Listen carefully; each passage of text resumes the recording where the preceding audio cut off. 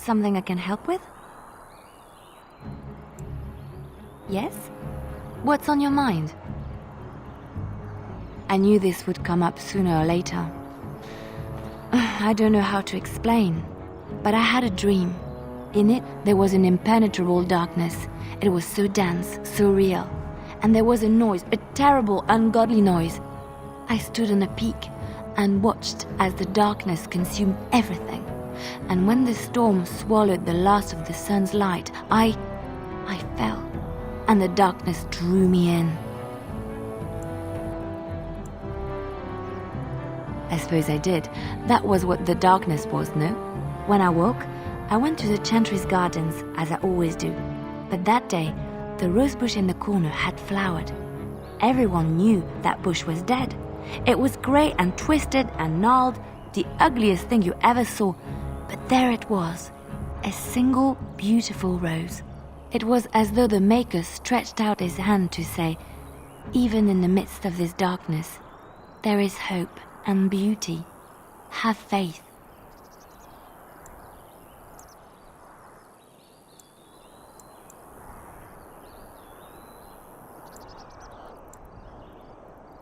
In my dream, I fell, or maybe I jumped.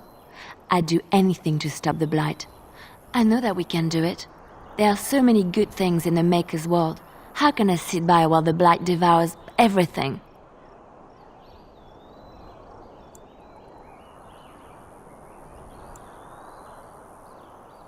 That is why you're a Grey Warden.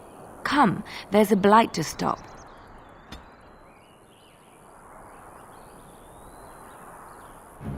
Something I can help with? Yes? What's on your mind?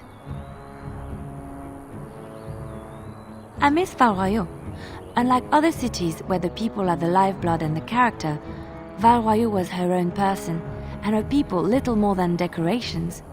There was always music in Val-Royeaux, streaming from the many windows, quiet refrains and triumphant choruses, and always, floating above that all, the chant, coming from the grand cathedral. It was magnificent.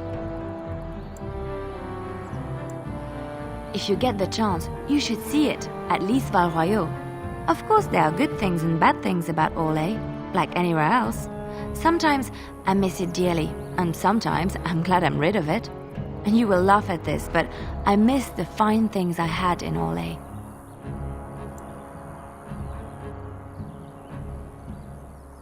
I left behind much, leaving Orlais, but there is more to life than dresses and furs. It is sad that many have lost sight of this. Orlais is very fashionable, almost ridiculously so.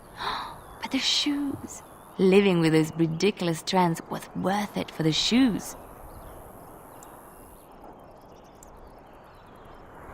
When I left Orlais, the fashion was shoes with delicate tapered heels and embellishments in the front, a ribbon perhaps, or embroidery.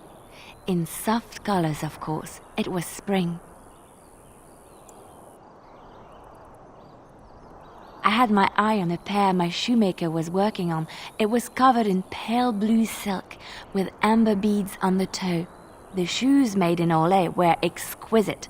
Not at all like these clunky fur-lined leather boots you have in Ferelden. Ugh, just look at them.